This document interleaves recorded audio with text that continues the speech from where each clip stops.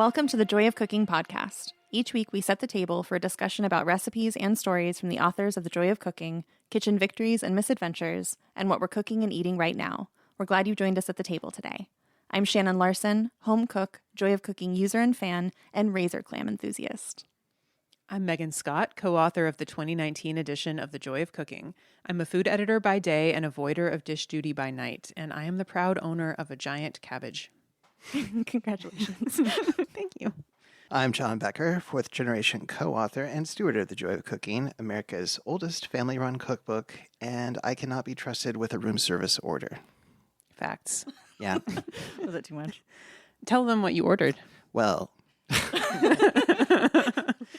I was just not familiar with the place we were ordering from, obviously, because we were traveling, and there was a pizza on the menu that, oh, this sounds pretty good. Had no idea how many people it served. It could have been an individual pizza. It could have been larger. Did not know. So we ordered that pizza, ordered a salad, and then that's when things started to go Oh, no. astray. I was just like, oh, well, we should probably get a side of broccoli rabe. I mean, that was fine. That was fine. That And then I goes. was like, still, I'm not feeling like this is going to do what needs to be done. So whatever that means. So I was just like, oh, put an order of fries on there. So it was just like a really unhinged order. A comfort French fry edition. Like your emotional support French fries. Exactly. Yeah. Did you get dessert too? No. No, Okay. that was it. French fry dessert. I've learned that it's best to just stand back and let him spiral in that way than try to interfere because it's just too frustrating. And it was fine. We didn't eat the French fries. They weren't very crispy. We ate The some. pizza was pretty good. I try to do right by those French fries. Well, Yeah, but you you're ate right. your greens. We ate our greens. We had the broccoli rabe. There you That go. was great. Did you eat razor clams recently? Yeah, I finally went clamming for the first time after too many years here in the Pacific Northwest. Friends of mine rented a house on the Washington coast, and 8 of us were up there, and they've been clamming for years and years, and they said it was the best year they've ever had. Like, the Nice. weather was perfect, which is crazy in January, and we got 91 razor clams. What? For 8, yeah, there was a lot. And we were like close to the limit a lot. And it was like super easy. We could have kept going, but we were like, this Amazing. is plenty. And that's a lot of cleaning. But it was so fun. And our friends made the best clam chowder I've ever had in my life. And razor clams are really good. If you don't like clams, I just feel like, I'm excited to talk to our guest about this. I feel like they're like meatier or like they're not fishy at all. Mhm. They're so good. But the cleaning part is not my favorite. I don't think I've actually ever cleaned a razor clam. It's once you get the hang of it, it's not bad, but catching them is really fun. It's Yeah. hard work, but it's so fun. I want to go all the time now. Did you use the Hooked. the plunger thing? Yeah, a clam gun is what it's clam called. gun. And then we had like one person on the gun and one person ready to dig, and it was like really exciting when you got a whole one. Sometimes you accidentally crash or crack their shells or whatever, but I loved it. It was great. Did you try the salt thing? No, we talked about it and then we decided it felt a little bit like cheating and maybe like torture for them. So we went full on. We're just going to dig into wet sand for a couple of hours. But Yeah, you don't want to season those clams when they're live. it was so fun, though. I highly recommend anybody who's able to do that or has interest. It's also really fun if you're into mushroom hunting like I am because you're looking for their little air bubble things. And so that was my job on the beach was I was finding them and I was like pointing them out to people so they would grab them. For the gun operator. For the gun operator and the digger. So we had like stations. It was perfect. Assembly line. Yes. But I really loved it. Highly recommend. Fun. Yeah. I want to do that Next year. next year. Yeah. What about you two? You've been traveling a lot. Yeah, we've been gone. We were gone for 10 days, and I'm so glad to be home. Yeah. And I'm so glad to not be eating out every meal. It gets old. I mean, it's nice for a while, and then it's really old, and I'm getting old, and I can't do that anymore. Right. It feels bad.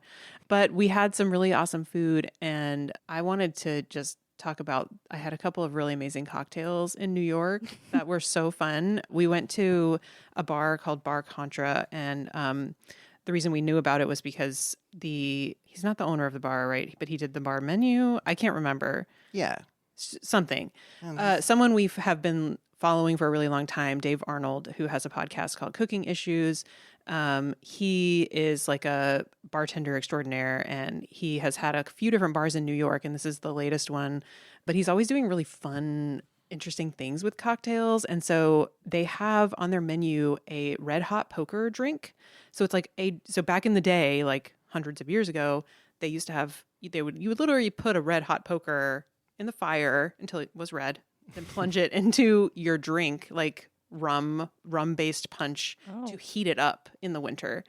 And they have kind of I don't know what it's rigged to, but it's like an electric version of a red hot poker that they stick in your drink to heat it up. It was called the Bishop's Wife. And it was like cognac and Demerara and Fernet Branca Menta. And it was so good. And it was also like 18 degrees in New York. So it was the perfect cocktail. Yeah, 18 degrees. God. Yeah. But that was an excellent one. And then I had one called the Marigold, and it had nitro muddled marigold flowers in it. So they take liquid nitrogen and pour it over the marigold, and then it freezes and they muddle it and then add the rest of the ingredients. And it turns the drink this beautiful like sunset color. It was just a really cool experience. We sat at the bar so we could watch them make the drinks. Yeah, it was great. I had a great time there. Their non-alcoholic stuff is on point as well. Yeah. What was your highlight from that trip? From the trip, well, I don't know. Or what did you want to talk about? Sorry. I like in preparation, I wrote down everything we had, and now I don't know what to choose first. But I think that the sneaker beverage hit that we had was like it's a Lumi tea. So it's black lime, gets simmered for a while. I think he told us it was like half an hour, just simmered with some water. And then you add a sweetener, maybe honey, maybe sugar. And yeah, just let it cool down. I mean, I'm sure it's definitely served warm, but this was iced and it was really, really refreshing and delicious. And I can't wait to make it, with... Yeah, we have a bunch of dried limes, I think, that we haven't really been 100% sure how to use. Yeah, we'll try that. But then we didn't make our recipe of the week because we were traveling, but it was it's one of the easiest recipes in the book, the French grated carrot salad on page 125. It's really just grated carrots and a little oil and lemon juice and Dijon, a pinch of sugar, a little bit of salt, and that's it. And it's the easiest, most delicious, to me, way of eating raw carrots. And it's a good season for raw carrots too. I love winter carrots. Oh, they're so good. Yeah. Although we're not doing the CSA this winter like we have been, so we're not drowning in carrots. I know. We're not doing the winter CSA. I was like, there's just too many turnips. And I like turnips, but there so many. And then the rutabagas and there was a lot of that. So, but I go to the farmer's market every other weekend. That's nice. I still get most of our veg from there. So yeah. But yeah, the carrots this year are great. But if you have a lot of carrots you want to use and you're not sure how to use them, or you don't want to make something that's time consuming, the French grated carrot salad on page 125 is the perfect recipe to try. Hey, Joy of Cooking listeners, did you know the same family that taught America how to cook also taught California how to make world-class Chardonnay? The same joy and passion for life that inspired Irma Rombauer to write The Joy of Cooking inspired her great-nephew, Kerner Rombauer, to establish Rombauer Vineyards. Founded in 1980 in the Napa Valley, Rombauer has been producing acclaimed wines from California ever since. While they're famous for their iconic California Chardonnay, Rombauer crafts a diverse collection of delicious wines that bring joy to your table. Ready to taste the legacy? Visit rombauer.com/joy or use code JOYPOD, all caps, for 15% off your order. That's ROMBAUER.com/joy or code JOYPOD, all caps. Must be 21 to enjoy. This week we would like to welcome Cynthia Nims to the table. Cynthia Nims is a food writer, culinary consultant, and lifelong Northwesterner. She has written several cookbooks, including Oysters, Crab, and Shellfish. Those are 3 separate books. Gourmet Game Night, and Salty Snacks. Cynthia launched her latest project, Long Live the Recipe Box, in late 2024, which is devoted to helping people preserve rich connection and memories through cherished recipe collections. Her newsletters, Seafood Savvy and Long Live the Recipe Box, are available on Substack. Welcome to the show, Cynthia. Thank you so much. It's awesome to be with you guys. What have you been cooking this week that you're excited about? Well, this weekend, we celebrated my big sister's birthday here at the house. So just dinner at home, which always makes me happy. I just love the opportunity to celebrate around the table at home and sort of, just create the kind of menu and experience that you really want to have. So that was fun. I started off with some sort of retro snacks for our sort of gathering and mingling part. Really super basic, but delicious deviled eggs, which Oh you can yeah. hardly go wrong with literally nothing but, well, I just add good Dijon mustard, a little bit of mayo to the right consistency, maybe, a bit of pepper, Hmm. and that's pretty much it. And those never last long. I remember once I was writing a recipe for deviled eggs. I think it's actually in one of these books. And when I got to the part about what the yield is, like how many people does a dozen deviled eggs serve, and I'm like, one? Yeah. Right. Sometimes it kind of just depends because I just think it's really easy to eat deviled eggs. Yeah, absolutely. Yeah, and I also did a warm dip. Like you can never go wrong with a warm dip, like an artichoke kind of dip, right? With cheese and all that good stuff. And I added salmon to it, so that was kind of fun. And then my sister's request, I mean, and then we also had some dinner too, but her request for dessert, for the quote unquote birthday cake was a galette. And she sort of left me open to decide what that would be. And being the season it is, I went with pears, and I just a really simple pastry with a little extra butter for a little bit extra flakiness. Um, I added literally nothing to the Bartlett pears. I just peeled them and laid them in there in generous slices so they'd hold their shape more than sort of melting into each other. But served it with some homemade caramel ice cream. Oh my gosh. Oh man. And Yum. then made a little caramel sauce to drizzle over. And I think there are a few things in life that make me happier than just the simplicity of a good Mhm. caramel sauce. Yeah. So that was kind of fun. It was a fun way to sort of cap off that meal. And I've just not stopped thinking about the combination of pear and Hmm. caramel this time of year. It was just super delightful. Do you have a go-to pastry dough recipe?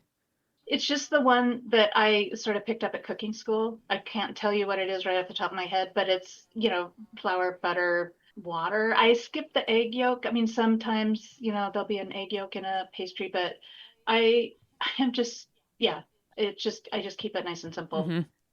Do you have any, Yeah, and I do love you it. do any tricks for getting flaky? Are you like a real flaky dough person, or do you get the butter a little smaller so it's more of not crumbly, but not as flaky Like texture? sandy kind of, Yeah. yeah. I think earlier on, I just thought that we were supposed to really blend it in thoroughly and get it to a sandy texture.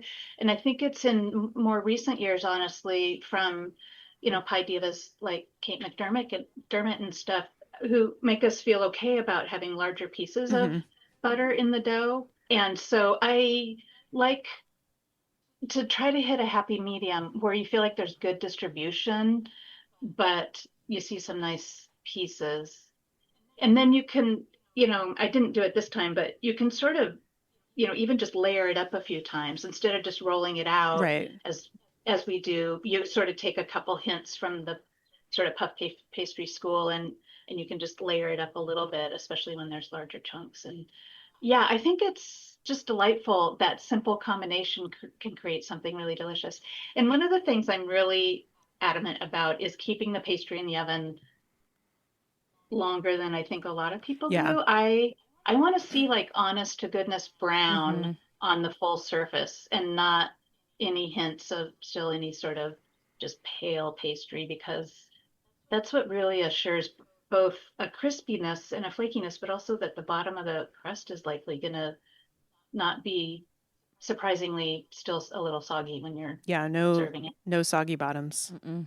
Yeah, exactly. There's nothing worse. And so I even myself, I'm like, Cynthia, just walk away 5 more minutes, give it 5 more minutes. I think that's something to And remember though, because people like, especially with baking and like desserts, people want to follow the recipe to a T most of the time. Hmm. And it's like, trust your gut if you need Hmm. to. Like, it's okay to like trust your eyes.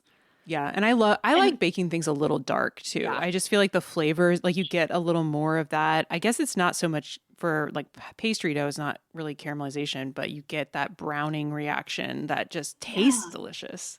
it's a toastiness for Hmm. sure. And I think also it's trusting your nose a teeny Hmm. bit too. Like it smells different at that Hmm. extra 5 to 10 minutes or whatever it might be. And I remember even again, sort of just evolving as a food writer, I used to write, bake until golden brown. And now golden brown isn't enough Yeah. for me anymore. I want it, bake until deep brown Mhm. and, rich brown. And I have never been disappointed. I have never wished that I cooked it less. So that was kind of part of the fun of that galette, was just, again, super simple things, but done with just a little extra time, a little extra butter, a little extra caramel, and it all was pretty delicious. Mhm. And one thing we ask all of our guests, what is your relationship with the joy of cooking? I have sort of, I guess, multiple sort of versions of that. I have 4 copies of The Joy of Cooking.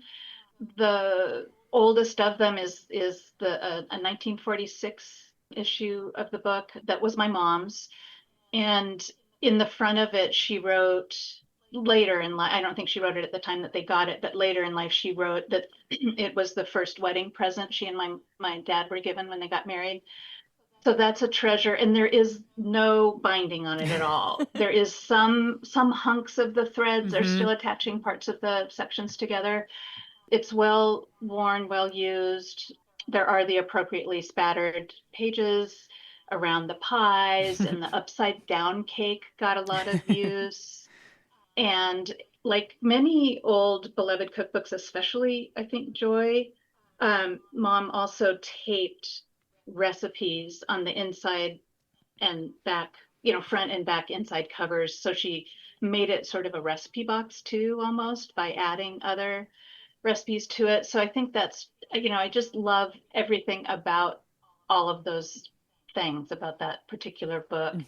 And I think that's such an interesting testament to, certainly not just in my mom's kitchen. I know this is true in a lot of people's kitchen, that The Joy was such a go-to and has been such a go-to cookbook that if we have other recipes we love, we might as well put them in Joy because it's already right there and we're already pulling it off the shelf all the time anyway. So let's add these other things that we got from that magazine or a new recipe card someone gave us. So that's fun. And then, the little free libraries around town. One day on a walk, my prize for going on a walk one day was finding a copy of the 1951 edition.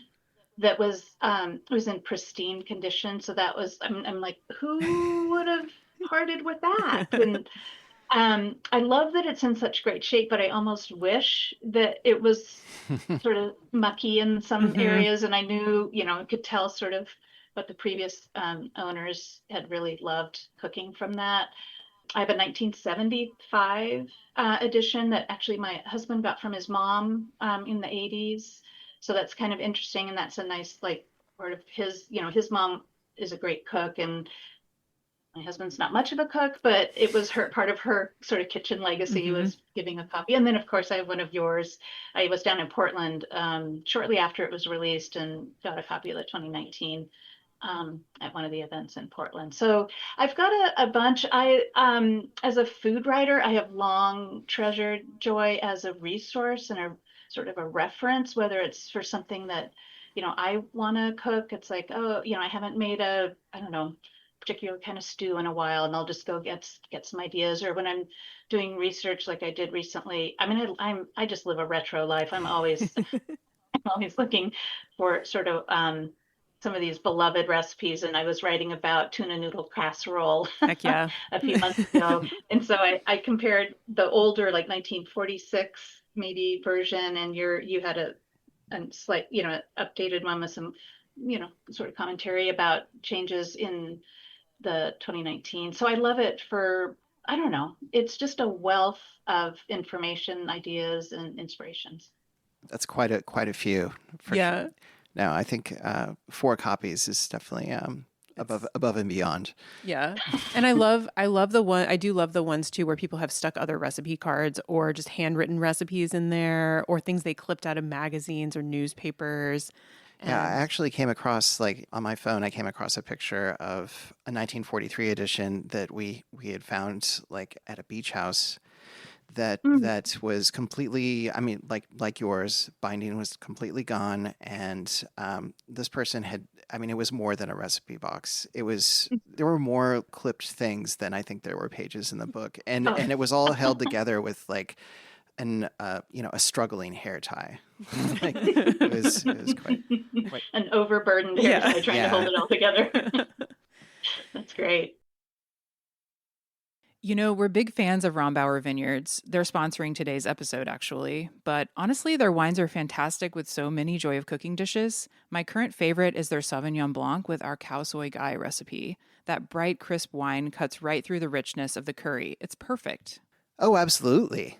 Being Oregonians, we take our Pinot seriously. We're excited about their new Pinot Noir, which pairs beautifully with our chicken jambalaya. The wine has enough body to stand up to all those bold Creole flavors. If you want to try these pairings yourself, head to rombauer.com/joy or use code JOYPOD, all caps, for 15% off.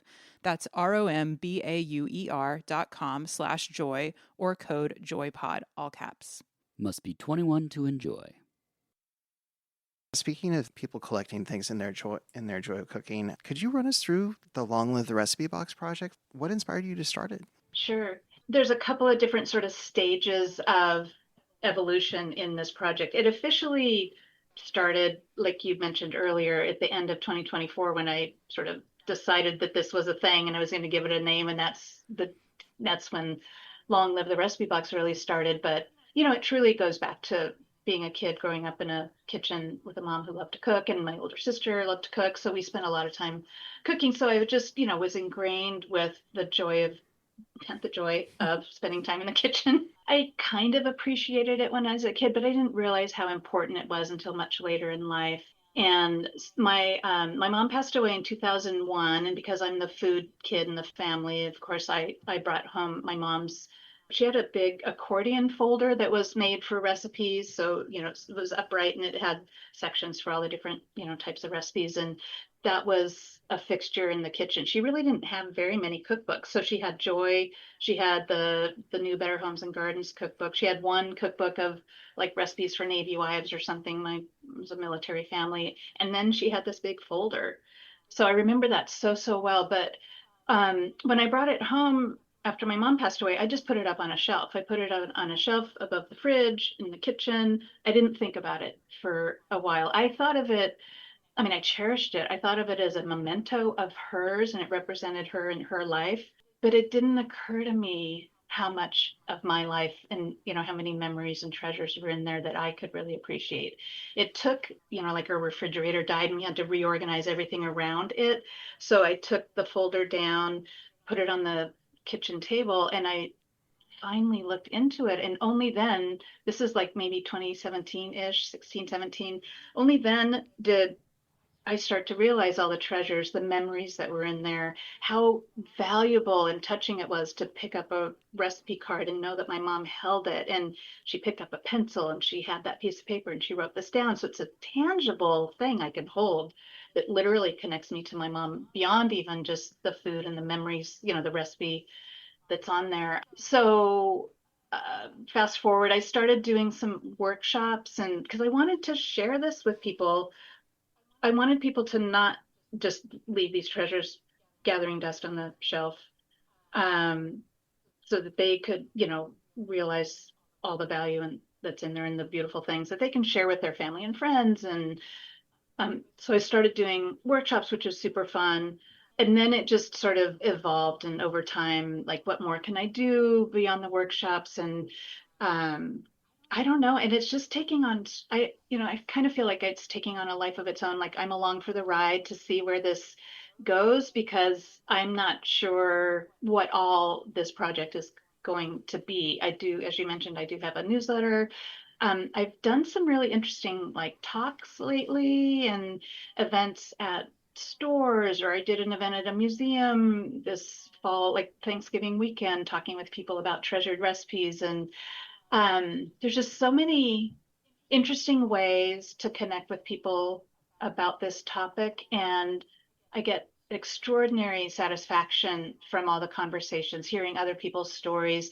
At the events, people bring cherished family, cookbooks or notebooks that have handwritten recipes in them, or any number of things. And it's such rich conversation material, the stories that get shared. It's it's super rewarding, and I have yet to know exactly what all is going to come of it, but I can't say how much I enjoy just helping encourage other people to do this and seeing sparks of realization when they start to really put the pieces together and realize how much more is in there than just a list of ingredients and what to do with them.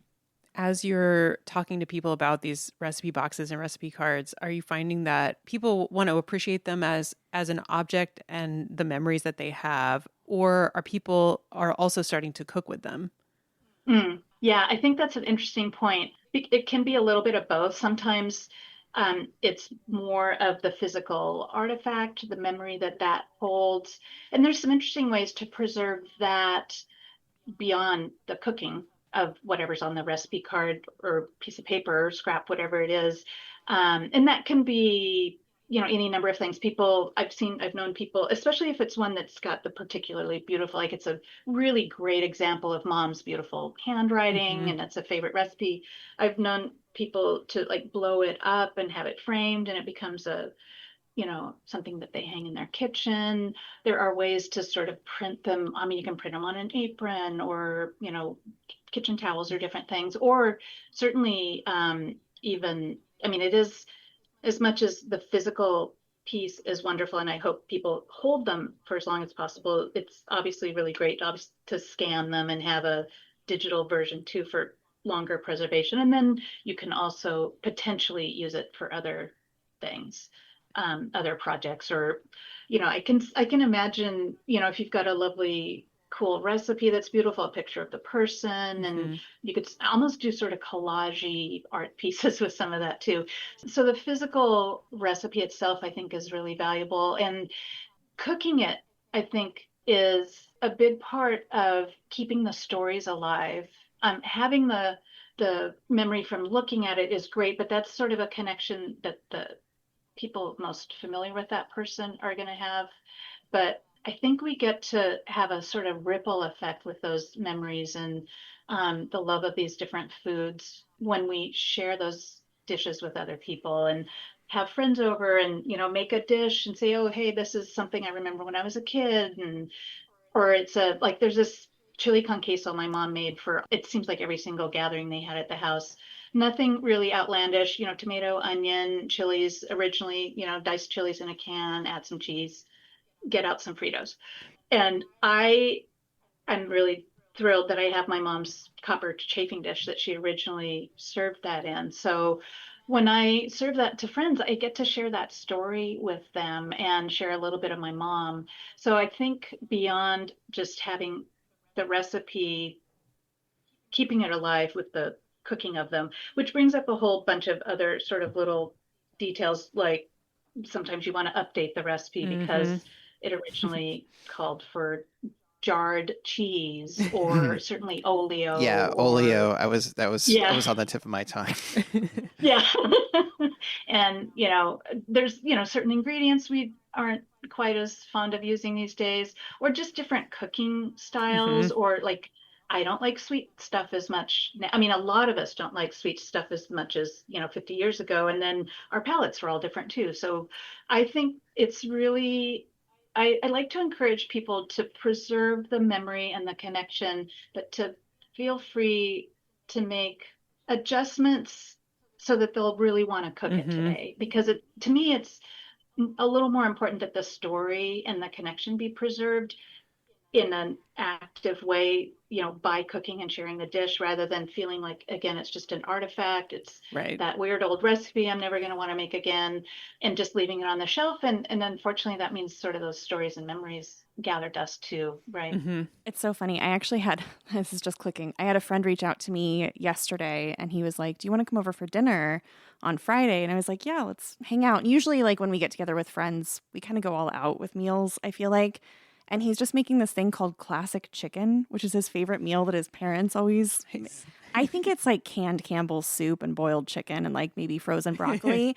And I am so excited to go over on Friday night and eat like a bowl of whatever classic chicken is. Like I'm actually really excited. It's not like fancy. It's not going to be a lot of work after, a week of him traveling for work. It's just like comfort food and like card games. And I'm, it's just like, we don't have to think too much. It's just an excuse to hang out with each other, right? Like, Sure, and it's beautiful because absolutely. it's his family's Mm-hmm.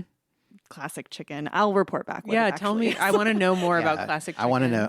I want to know what classic Yeah, chicken is. definitely share. Yeah. And I think, and I hope he will want to share the recipe and the story too, Yeah. and feel like that's part of it and not just, I mean, again, the dish is probably going to be lovely and satisfying and comforting and the perfect Mhm. thing with games, but I think it's the stories that are great. One of the regrets I have, I mean, I did have a lot of time cooking with my mom and I got a lot of just love of food and all that entertaining from her. But the one thing I regret is that it never occurred to me in my 20s ish, even when I did start to appreciate food and care more about it, didn't occur to me to sit down with her and ask her questions Mhm. or cook some of these things together again and ask her a little bit about who she got it from. Or I have a recipe of her banana bread, the beloved banana bread she made a million times, is called in her handwriting, Helen's banana bread, and I don't know who Helen is. So it's kind of, it can be fun to have little mysteries like that. Mhm. I've asked my sister, nobody else knows who exactly that particular Helen was. And it's not the end of the world. It's still a great banana bread, and it's not all that awful to not know. But I want to encourage people to avoid the regrets by having the conversations, asking the questions, cooking really beloved recipes with the source when you can, and to get the information around, behind, under, around, the recipe too, because that just adds that much more richness to the connection. I feel like we've had we've had at least two people on our podcast this past year who have actually co-authored cookbooks with a parent. Mm. There was the Korean cookbook Uma, and then there was Heartland Masala. So the first was a mother-daughter team, and the second was a mother-son team. And then, which I love so much because it's like they're getting to do that in real time and actually share. They're preserving it for themselves, but also sharing it with everyone else. And then I recently came across a cookbook at Vivian here in Portland, a little cookbook shop, and I'll see if I can show it to you. But it's called "What's Cooking Good Looking." It's a Love the title. it's a self-published cookbook. It's spiral bound. It has these beautiful risograph images or prints in it. Like it's based on this woman's grandmother's recipes and her recipe box and recipe cards. And there's a beautiful photo of, if I can find it, all her recipe cards laid out on a table. But she Nice. tested all the recipes and they're printed and it's beautiful. And it's just like such an amazing heirloom. And she talks in the book about how it's really the book is for her family, but she's also selling copies of it. And it's just a lovely project. So I think people, I don't know if there's a trend in people wanting to learn from their family or parents or grandparents and like share the recipes that they grew up loving. Yeah, I think so. I think so for sure. And it's kind of interesting, the the digital overload and sort of the return to analog thing that we're in the midst of, or I don't know how. I hope that is a Fingers thing that crossed. continues. It needs to. I was just thinking about earlier when I was planning the questions for this episode, like thinking about the endlessness of internet recipes and how that's only kind of ballooning right now with AI. What does the recipe box have to offer in that kind of environment? Right. Yeah. This comes up quite a lot. And I too go to the internet for, recipe ideas and, hit the apps and all of that. So I have no delusions that the recipe box is going to be the only thing we cook from, anytime soon. What I see and what I am super enthusiastic about is that this is a complement to that. It's all those other recipes, the AI searches, the apps, are online. There's a lot of digital cookbooks that people can sort of craft their own sort of online digital cookbook. Those are all super practical, great ways to get, ideas for, dinners and, trying new ingredients, all that kind of stuff. But I don't think there's a deep connection with those things, right? Until you find that really great recipe that becomes the one your friends always want when they come over. So those recipes can turn into, quote unquote, recipe box recipes. At whatever point there's a connection, there's a story, there's some deeper value to it besides simply providing you with something interesting to cook. tomorrow night or next weekend or whatever you're looking for. So that's where I feel like the recipe box comes in. It's the subset of things that we cook and want to eat that, again, there's connection, there's stories, there's memories. And I keep having to remind myself of this too. I speak a lot about my mom. I speak a lot about these older recipes. This could also be from last week. Mm-hmm. It could be from your trip to the coast. It probably should be. You should get that Like, razor clamp recipe, right? Chowder was fantastic. Yeah, and see, I think it's a dynamic, ongoing thing too. It's remembering to stop for a second when you have maybe it's even something you've made a bajillion times. It's the thing your friends always want or your family is always looking forward to. Do they have a copy of it? Have you shared that with them? I think sometimes when we have people over, make a little recipe card for everybody for, like one of the things you're serving and encourage them to take it home. And I think it's capturing those moments still today too, which can be recipes from anywhere. It certainly doesn't have to be just family. It can be friends, neighbors, colleagues. Again, it can be from last week or 50 years ago.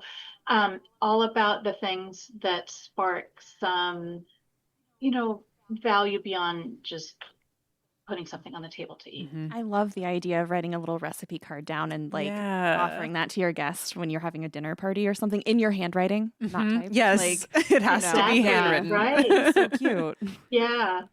In terms of sort of the generational interest in some of these handwritten and analog things, I have heard more than a few times people being at, say, like a wedding or a wedding shower in recent years where the guests have been told to bring a recipe card in and that it must be handwritten, and that so that there's going to be a compilation of recipes that this new couple has. And that just warms my heart to no end. So there is definitely interest in this.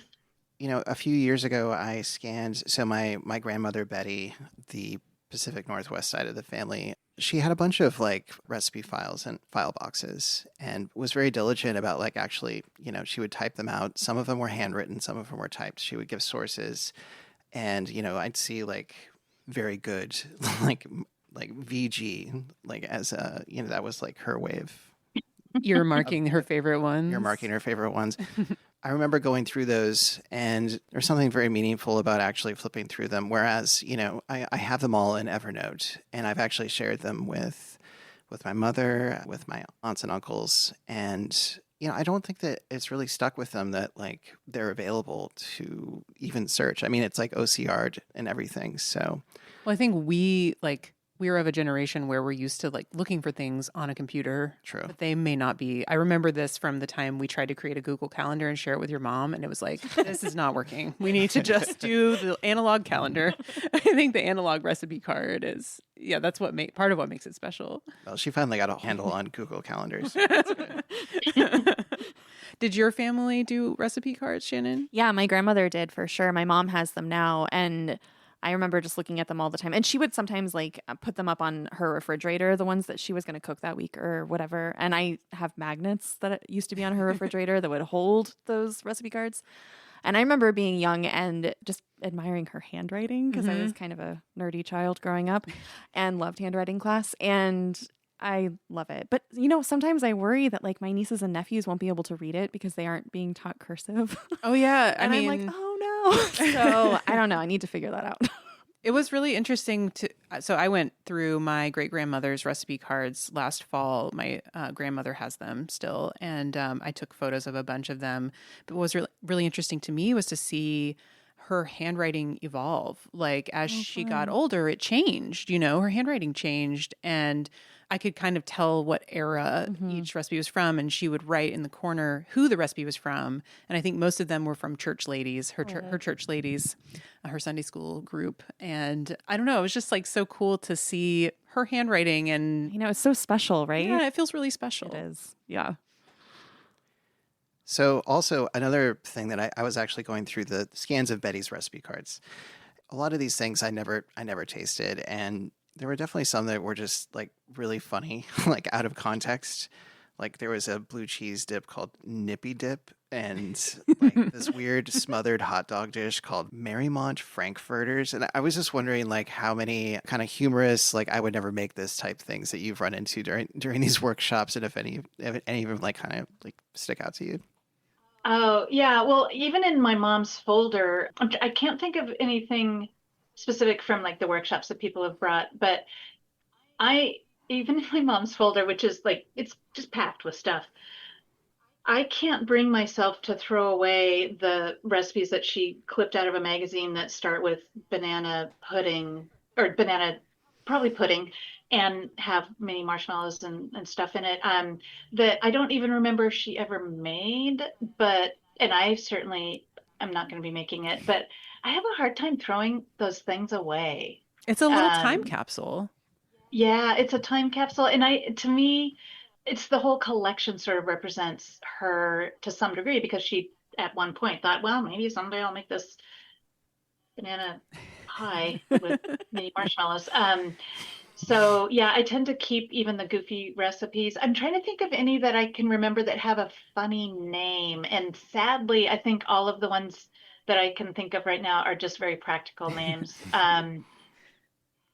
Yeah, I mean, I think it's kind of funny the fluffs and the like you don't it could be anything. It's like something that has, whipped cream or mayonnaise or any number of things and all the gelatin, the Oh many yeah, versions so of much gelatin. jiggly this and gelatin that and yeah, I can't yeah, there's a lot of wacky stuff in there. It definitely is a time capsule of different sort of Fads. cooking times. Yeah. It's speaking of Jello, it's kind of funny. There's one recipe card that, that time when I sat down really and looked at it for the first time for many years, I pulled it out and it was a Jello thing Mom used to make a lot. And I had a visceral reaction. I could literally taste it. And thankfully it wasn't one that had too much goofy stuff in it, aside from the fact that, I mean, it did start with Jello, but it had spices in it. So it had warm spices like cinnamon and nutmeg and applesauce and chopped nuts. Okay. Interesting. I don't know that one. I thought I knew every gelatin based. I grew up in the South, so there's a lot of Jello. Yeah. And it actually had crushed pineapple originally, but I'm not a big pineapple fan. So for the first time in like 50 years, I tasted it at Thanksgiving because I made it for the first time forever and ever and made my family eat it too. And it was really actually pretty good. Made my family super hilarious. I like that. I think it's hilarious that it just calls for red Jello because the flavors don't really matter. Yeah. Visually, you're like, what? So I picked cherry and I found some really good applesauce that wasn't sweetened. So it helped sort of temper the fact that Jello is kind of sweet out of the box. And it was actually super fun. It was really touching to make that again and serve it to the family. And, it's the first time I've had Jello in a while. Your annual Jello. Oh, hello. I just wanted to take a moment to tell you about an easy way to enhance your meals. Whether they are a healthy vegan grain bowl or that late night snack we'll pretend didn't happen the next day, and that easy way is Marshall's Hot Sauce. For 15 years, chef and cookbook author Sarah Marshall has been hand-making and bottling these delicious sauces. She works directly with local farmers and highlights the lovely flavors of fresh seasonal produce. They're gluten-free, there are no additives, dyes, waxes, or binders, and they have mouth-watering combinations like serrano ginger lemongrass, or habanero carrot curry, or even whiskey smoked ghost, which was featured on Hot Ones. So head on over to marshallshotsauce.com, that's Marshall's, HAUTESAUCE.com, and see all the available sauces and spice blends. Oh, that's right. Sarah's created spice packets by dehydrating and freeze-drying actual produce, so you can impart flavor to your food with more vegetables. But that's a story for another day. Find all of these delicious creations at marshallshotsauce.com and enter HOTJOY, that's one word, capital H, AUTE, capital JOY, one word, at checkout for 20% off. That's HOTJOY at checkout for 20% off. And now, back to the show. Every week we answer a caller question, and this week we are talking about easy entertaining. Dirk, could you please read the question? I haven't entertained much, and I want to bring my friends and new neighbors together, but needed ideas for a simple gathering. Every time I start, I get overwhelmed. Fair. So do we, honestly, sometimes. I feel like we might have different strategies for having people over and what we're cooking. What's your strategy? Jell-O. I mean, it's make ahead. No, honestly, make ahead things are definitely my preferred strategy. Then we have the same strategy. Sorry, I don't know what I was thinking. Yeah, what were you thinking? You know me. I don't know. I mean, I feel like the first thing that comes to mind is like really low effort stuff, like just, grazing stuff, dips, cheeses, salumi, breads, fruits. I mean, that's like the most low effort thing I can think of. Yeah, well, I mean, I was thinking of, so when I was thinking of this question, I was like, okay, what is a main that could be made ahead of time, basically, and just pop it out of the oven? And we both thought of lasagna or some kind of baked pasta, because it is, I mean, you can basically prep it all ahead, stick it in the oven like an hour before people are going to show up. It retains heat so well. Yeah, so lasagna stays warm. Stays warm. You don't have to worry too much about it. But also, like, I was also thinking about choose your own adventure kind of dinners. Like, I think, Shannon, you like to make chili and have like all the toppings. Yeah. And that's really easy and fun. We and do that everybody, with ramen too. yeah, sometimes, ramen's great. Yeah. But yeah, getting to having one thing that you get to pick your toppings and customize is really fun and easy. So like chili is great, or like a baked potato bar or something, which you could also make chili for. Amazing. Or this idea is a little more advanced, not in that it's difficult. It's actually quite easy. But just in terms of the serving process, hot pot is really fun to serve to guests, but you kind of have to give everyone a lowdown of how it works. Like, you can't be. And my mom cannot be invited. Yeah, John's mom. Oh yeah, she doesn't know how to do that. Well, it's like gently dropping the food into the hot pot and the boiling liquid, not launching it from outer space into the boiling liquid. But yeah, you can't be using your personal chopsticks that you've eaten off of to like dig around in the hot pot. There's rules to hot pot, but it's very easy because you can buy a pre-made flavor pouch and add it to some stock, and then just get whatever veggies and proteins you want and have them chopped up and around, and everyone cooks their own food, which I think is a clever way to get out of cooking for a crowd. You cook it. You do your own work. I will have to say, I got a bunch of neighbors together at my house a couple of weeks ago. And for me, sometimes a theme is really helpful.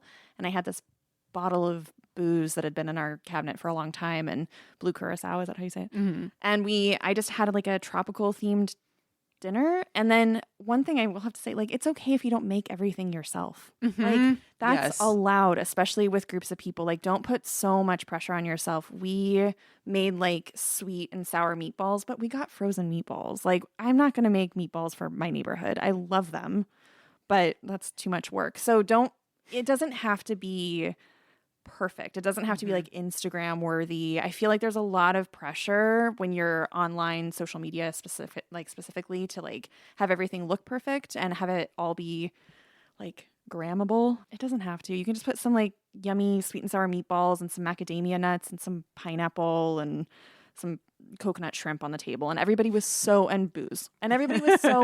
Like, it doesn't have to be. And one bottle of blue curacao. And everybody take a swig. It just doesn't have to be like so much pressure. And I'm teaching myself this too, because I do put pressure on myself, and I'm trying to get better, especially as I get older and have other things going on. And it's fun to not make it exhausting for yourself, because then you're having more fun and you're able to be more present. So. Yeah, I had a note written down, choose one thing to outsource. Yeah. You know, maybe it's meatballs. Maybe it's dessert that you don't make. And people always want to bring stuff. Yeah, people want to like, bring stuff. Yeah. I also like to outsource non-food things too. Like, one time I had your husband, John, make a playlist for a party. Oh, yeah. Because John is really good with music. He is. And I was like, I will just take that off my plate and let him make a wonderful playlist. And he thought about it for like 2 weeks in advance. So it was. I hope it was okay. I didn't want to give him a job. No, he loves it. But no, I think that's a great idea. It doesn't have to just be that, right? It doesn't have to be the food stuff. It can be anything that'll make your life better. Bring some tea lights for me to light around the house or whatever. Or maybe you have a friend who loves making cocktails and they can make a punch or something that way you don't have to think about it.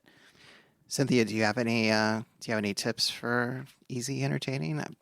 Sure. Yeah, you covered some great territory.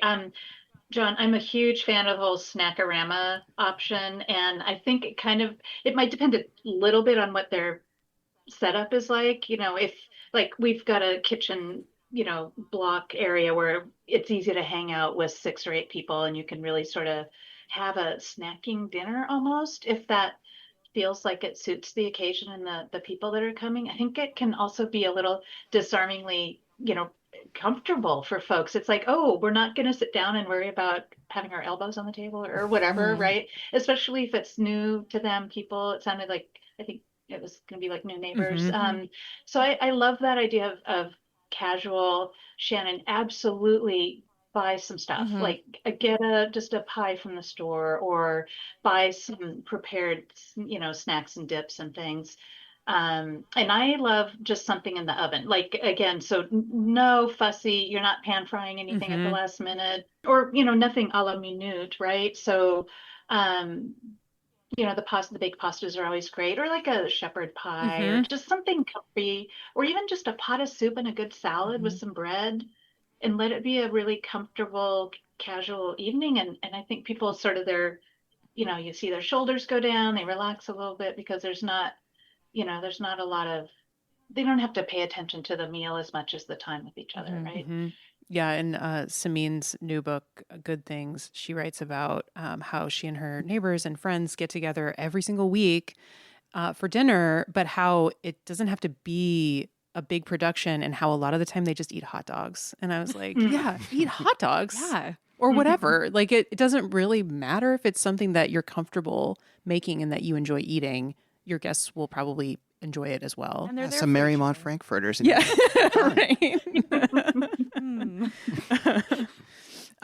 Yeah, choose something that you already know how to make and enjoy and want to eat, and your guests will follow. And sort of on that note, we this week's Joy Scouts recipe is our roasted mushroom lasagna recipe on page 310. This is like a honkin' huge lasagna. So we've been kind of into lasagna lately because Thank you for that, by the way. yeah, oh yeah, love Râpées. we gave some. We made a lasagna, but we're just 2 people, so we gave some to Shannon and John, and you froze it and then reheated it later. Yeah, it was like we were like, we're not ready for it now. We're gonna put it in the freezer. And then there was a night where we were like, I don't want to think about anything, and we were like, oh my gosh, we have lasagna from Megan and John. Amazing, so good. There's a time and a place. Yeah, it was perfect. But the roasted mushroom lasagna is really fun because it's like a white lasagna. It doesn't have any red sauce, and it has a bunch of just roasted. The recipe's pretty flexible. You can use whatever kind of mushrooms you want. It's really good if you can get different varieties and mix and match. But you could also just make it with your standard grocery store mushrooms. But if you want to try to mix the mushrooms, you should definitely check out an Asian supermarket, because they usually have lots of different kinds, and they're more affordable than, like, say, getting them at the farmer's market, though that's great too. But like, it's a little more affordable to get them at like an Asian supermarket. And then it has a bechamel sauce and like a ricotta filling. So it's a white lasagna, very creamy, very rich and delicious, great with like a green salad. And that's all you need. It's just a honkin' piece of, solidified carbs and cheese. Love it. Really talking it up. I mean, I love how substantial. I love putting a slab of lasagna on my plate. I love a solidified chunk. Yeah, I do too. If you have a cooking question or joy story to share, call our hotline at 503-395-8858. Leave us a message or send us a text. We would love to hear from you. Can you please read or play next week's caller question, Dirk? Hi, huge fan. I've listened to every episode. I remember an episode where Megan talked about and tasted her favorite cheeses. Now I can't find it. Can you tell me what cheeses you tried so I can go and get them? I mean, I love any excuse to talk about cheese. I know. 4-hour it's going to be a podcast. doozy. I would love to talk about cheese. Thank you for asking. There's a little note that says episode 11. Oh, great. That's very helpful, because I certainly don't remember that. We might have somebody on that can help us even more. Really? What's everybody cooking this week? What are you excited to eat or make? Other than classic chicken, let's see. Tomorrow is going to be like the last nice day here for a little bit. So we're going to get the grill out and grill some chicken thighs and some halloumi and make some kind of like Yum. salad situation. And then my adorable neighborhood that loves blue curacao, I guess, we're planting a bunch of trees in our small little park, Oh, I Cherry love Blossom that. Park, on Valentine's Day. And so on Friday, while I'm working, I'm not also, sorry for my employees, I'm also going to be baking some cookies, some Valentine's Day cookies.